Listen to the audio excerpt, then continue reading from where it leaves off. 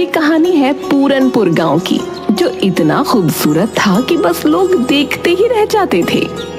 वहाँ के लोग भी बहुत सरल और सादे थे, लेकिन उस गांव में एक हवेली थी जिसके पास जाने से लोग कतराते थे, क्योंकि वहाँ वो थी। लगता है बारिश शुरू हो रही है। अरे जल्दी जल्दी चल स्वामी। हाँ हाँ चल रहा हूँ, लेकिन तू ये हवेली की तरफ क्यों ले जा रहा है भाई? अरे ये छोटा रास्ता है ना। हाँ ये बात तो है। चल जल्दी चल। लेकिन जैसे ही वो लोग हवेली के पास पहुँचे तो बारिश बहुत तेज हो गई और ओले भी गिरने लगे। हे भगवान, ओले गिरने लगे। अरे भैया मेरा तो सिर ही फूट जाएगा इन ओलों से। हाँ। अरे जल्दी कोई छत ढूंढ। अरे सामने वो हवेली है ना, इसमें चलते हैं चल। अरे नहीं नहीं भैया, उस हवेली में मत जा। अरे तुझे रुकना है तो रुक, लेकिन मैं तो जा रहा हूँ अंदर। मुझे चोट खाने का कोई शौक नहीं है, समझा?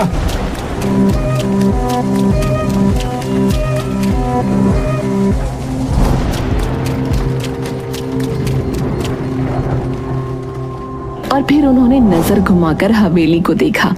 हवेली इतनी पुरानी थी जितना पुराना गांव, लेकिन इतनी पुरानी होने के बावजूद वो जर्जर नहीं थी, लेकिन हाँ डरावनी जरूर थी। अरे यार, ये बारिश के चक्कर में हम कहाँ आकर रुक गए। जल्दी बारिश रुके तो हम यहाँ से भागे। अरे भाई ये आवाज किसकी है? कौन सी आवाज है? भाई मजाक मत कर यार। ये कौन आ गया? ये कौन आ गया? ये कौन आ गया? उन लोगों ने घूम कर देखा तो हवेली के एक कोने में अजीब सी बुढ़िया बैठी थी, जिसके सफेद बाल खुले हुए थे और वो कुछ बड़बड़ा रही थी। दोनों डर से कांप उठे और फौरन बाहर भागे। बाहर अभी भी ओले गिर रहे थे, लेकिन इस बार वो ओलों की चोट खाते हुए अपने घर की तरफ भाग गए। भैया राम, भैया लोग सही कहते हैं सोनी। अरे वहाँ कुछ है भैया। भैया मैं तो कसम खाता हूँ अब उस तरफ नहीं जाऊंगा भैया। पूरनपुर गांव में कुछ दिन बाद एक बड़ी अजीब घटना हुई। गांव में 4 नए लोग पहुंचे, एक नौजवान जोड़े के साथ 2 नौजवान लड़के और। अरे भाई आप लोग कौन हैं और इस गांव में कैसे आना हुआ? नमस्ते, मेरा नाम राजीव है, ये मेरी पत्नी रिया है और ये मेरे भाई हैं रमन और प्रेम। हम यहाँ अपनी हवेली को बेचने आए हैं, जो गांव में पूरब में है। हाँ हवेली है भैया? कौन सी हवेली? वो जो बरगद के पेड़ के पास वाली, वही ना? हाँ वही, हमारे दादाजी की थी, अब हम उसे बेचना चाहते हैं। ये सुनकर मुखिया हैरान हो गया और गांव वालों की भीड़ जमा हो गई। सब फुसफुसाने लगे। तभी मुखिया सीरियस होकर बोला, बेटा वो हवेली आज भी गांव के डर का कारण है। वहाँ एक बुढ़िया दिखती है, अजीब सी।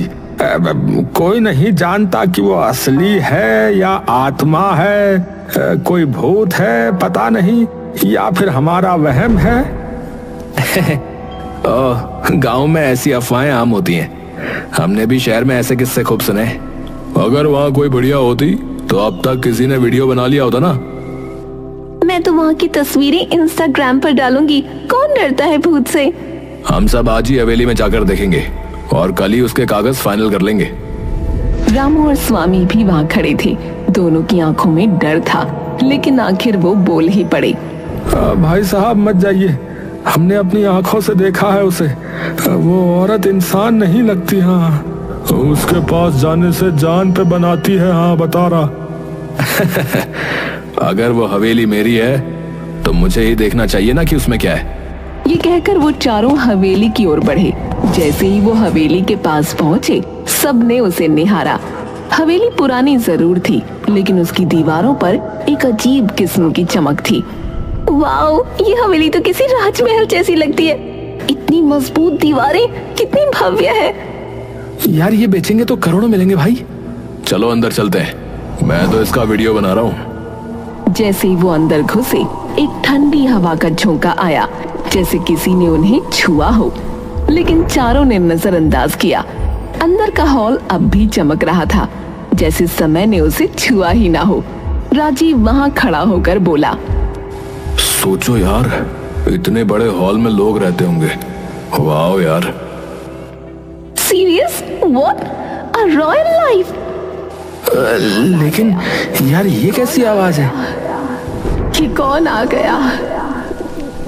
ये कौन आ गया? कि कौन आ गया? कोई बोल रहा है शायद। चलो उस तरफ चलते हैं, देखती हूँ कौन इतनी एक्टिंग कर रहा है। चारों उस कोने की ओर बढ़े, लेकिन वहाँ कुछ नहीं था। तभी चमगादड़ों का एक झुंड छत से निकला। रिया चीख पड़ी।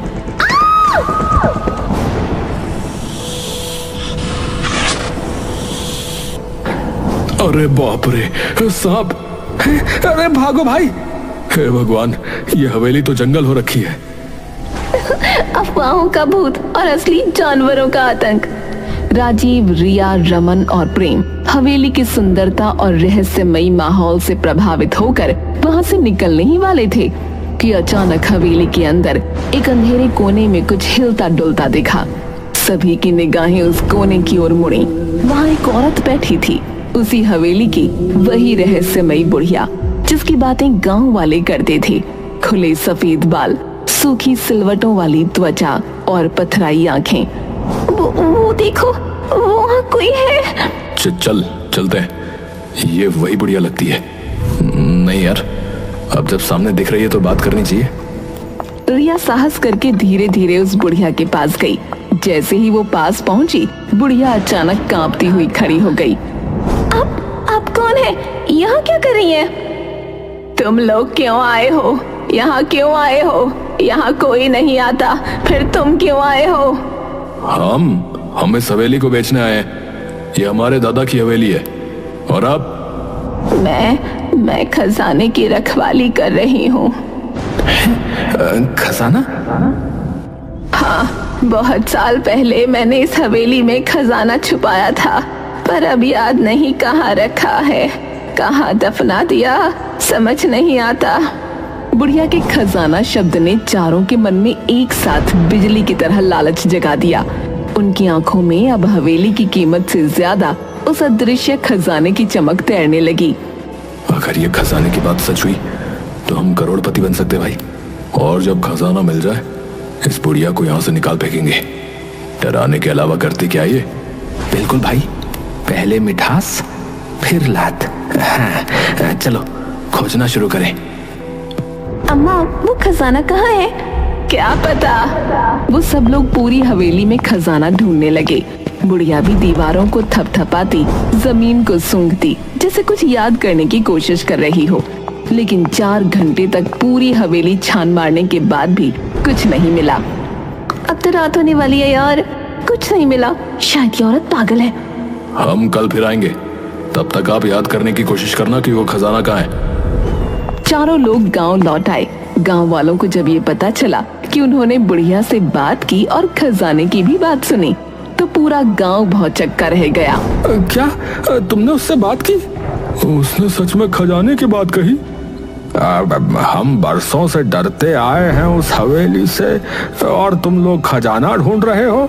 अगर सच में खजाना हुआ तो हम सबको फायदा होगा। फिर कल चलो हमारे साथ, अगर कोई खजाना मिला तो हिस्सा मिलेगा। गांव वाले पहले तो हिचकिचाए, लेकिन हिस्सा शब्द सुनकर उनकी आंखों में भी चमक आ गई। अगले दिन राजीव, रमन, प्रेम, रिया के साथ गांव के 10-12 लोग भी हवेली पहुंचे। वो देखो भाई, वही बुढ़िया। हे भगवान, मुझे यकीन नहीं हो रहा है मैं यहाँ वापस आ गया। चलो सब, आज इस हवेली का कोना कोना उलट डालो। चलो। लोगों ने हवेली के हर कोने को अच्छी तरह देखा, यहाँ तक कि बाहर बगीचे में खुदाई भी शुरू कर दी। कुछ घंटे बीते, लेकिन कहीं कुछ नहीं मिला। तभी रामू की नजर हवेली के पिछले हिस्से पर गई, जहाँ छत का एक हिस्सा टूट कर गिरा हुआ था। अरे ओ भैया, इधर आओ, देखो। अरे यहाँ कुछ है शायद। कहाँ? अरे ये मलबा हटाओ, इसके नीचे कुछ है।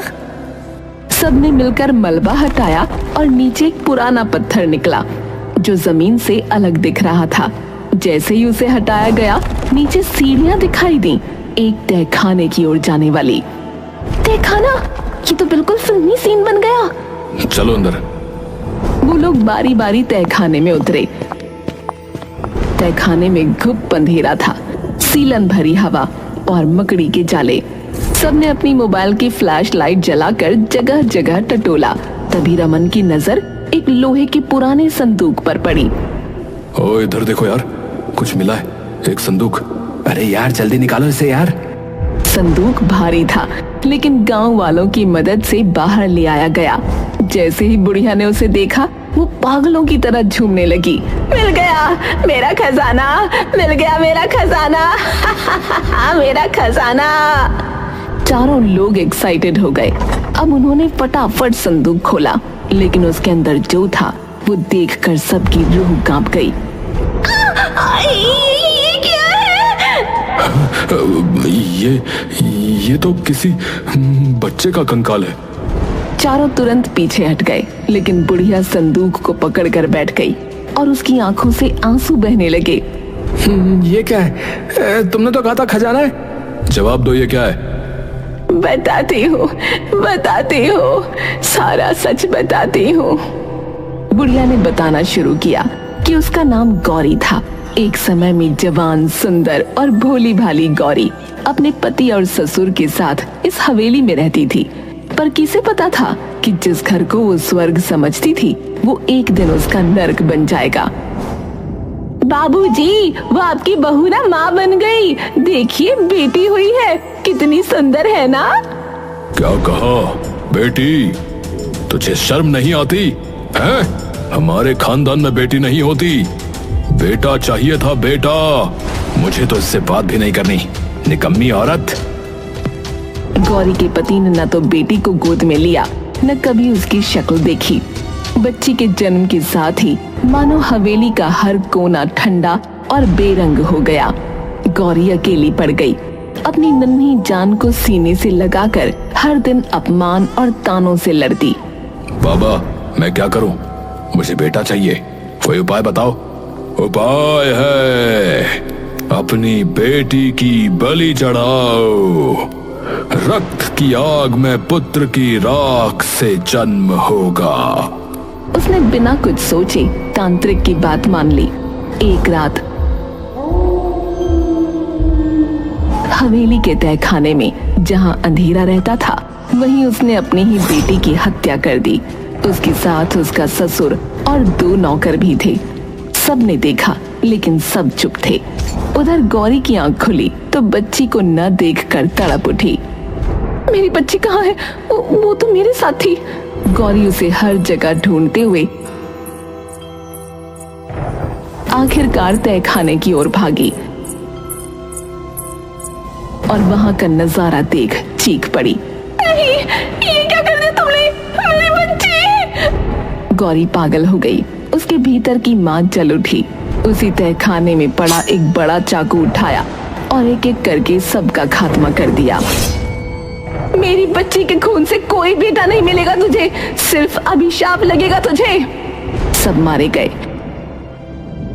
और गौरी वहीं तहखाने में अपनी मरी हुई बच्ची की लाश को सीने से लगाए घंटों बैठी रही, शायद कई दिन। और फिर एक दिन उसने उस नन्ही लाश को एक संदूक में बंद किया, जैसे वो कोई खजाना हो। सो जा मेरी रानी, अब कोई तुझे नहीं छीन सकता, तू मेरा अनमोल खजाना है। वो संदूक लेकर वहीं तहखाने में बैठी रही। वक्त के साथ सब बदल गया। हवेली सुनसान हो गई और जब वो एक दिन ऊपर आई तो छत का एक हिस्सा गिर पड़ा। तहखाने का रास्ता हमेशा के लिए बंद हो गया। गौरी ऊपर रह गई और संदूक नीचे छुप गया। यादें धुंधली हो गईं, पर उसका पागलपन वही रहा। गौरी की आंखों से आंसू झर रहे थे। सामने बैठे राजीव, रिया, रमन और प्रेम सन्न थे, जैसे किसी ने उनकी जुबान छीन ली हो। ये सब सच है? हाँ, ये मेरा खजाना है, मेरी बेटी, मेरी जान, मेरी दुनिया। पागल औरत, ये खजाना है? हड्डियां और सड़ती यादें हैं? राजीव वो संदूक को लात मारकर दूर फेंक देता है। ये देखकर उस बुढ़िया को बहुत तेज गुस्सा आ गया। वो पागलों की तरह चिल्लाने लगी, नहीं, ये मेरी बच्ची है। तेरी हिम्मत कैसे हुई मेरी बच्ची को लात मारने की? वो पगलाई हुई औरत अब उस संदूक को गोद में लेकर हवेली के अंदर की ओर भागी। उसकी चीखें हवेली की दीवारों से टकरा कर लौट रही थीं। मेरा खजाना, मेरी बेटी, मुझसे कोई नहीं छीन सकता। अरे अब बहुत हो गया, पागल औरत ने दिमाग खराब कर दिया है। इसको निकालो यहाँ से, फिर इस हवेली को बेच डालते हैं। चलो। हाँ यार, खजाना तो निकला नहीं, अब हवेली बेचेंगे, चलो। सबने सोचा कि किसी भी तरह बुढ़िया को पकड़कर बाहर फेंक देंगे, लेकिन उन्हें नहीं पता था कि ये इतना भी आसान नहीं होगा। वो लोग हवेली के अंदर की तरफ जाते हैं तो अचानक राजीव फर्श पर बिछे कालीन पर पैर रखता है और गड्ढे में गिर जाता है जो कालीन से ढका था। राजीव, कहाँ गए तुम? ये क्या हो रहा है? ये सब उस पगली औरत का जाल है। अरे भागो यहाँ से भैया। रिया एक कमरे में भागती है, लेकिन वहाँ का दरवाजा बंद हो जाता है और अंदर से सैकड़ों चूहे निकल आते हैं। रिया चीखने लगती है। उधर प्रेम जैसे तैसे भागता है, लेकिन गलियारे में फिसल जाता है क्योंकि फर्श पर तेल फैला हुआ था। तुम लोग मेरा खजाना नहीं छीन सकते। बुढ़िया अपने बिछाए जालों से बहुत खुश थी, पर उसी समय गांव के और लोग भी वहां पहुंच गए। उन्होंने सब कुछ देखा और एक साथ मिलकर बुढ़िया को पकड़ने की कोशिश की। अरे अब बस, तुमने बहुत डर फैलाया, अब तुम्हें रुकना होगा। बहुत संघर्ष के बाद बुढ़िया को पकड़ लिया गया। राजीव उठ खड़ा हुआ और बोला, मैं पुलिस बुलाता हूँ। हाँ, ये औरत पागल है, हमें मारना चाहती थी।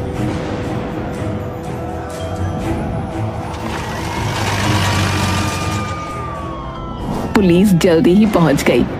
सर, हम तो ये हवेली बेचने आए थे। ये औरत हम पर हमला कर रही थी। पागल है सर ये। हाँ, मैं पागल हूँ, लेकिन ये हवेली मेरी है, मेरे खून से सींची गई है। तुम लोग इसे अपना कहते हो? क्या सबूत है तुम्हारे पास?